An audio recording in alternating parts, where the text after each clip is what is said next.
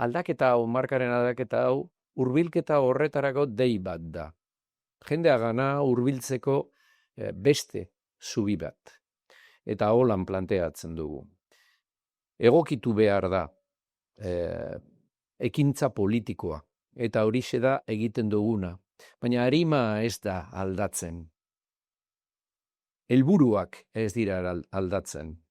Zer nahi dugu? Alderdi honek nahi duena da Euskadi askeagoa eta proposamen zehatzak lurgainean eginda eskaintzea, bai hegoaldean eta bai iparraldean.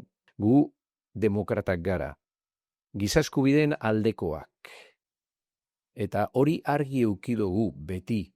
Egon ginen nazien kontrako burrukan, bai hegoaldean eta baita ere hemen iparraldean.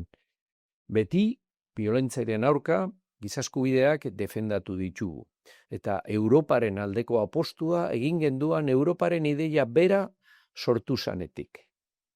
Horiek dira beste batzuen artean Eusko Alderdi Jeltzalearen Le Parti Basken balioak. Sinesten dugu asko eskaintzeko dugula herri honetarako, eta iparraldearen ongizaterako, etorkizunerako. Batez bere, orain Europaren ideia bera eta egiturak eta aldatzen ari danien.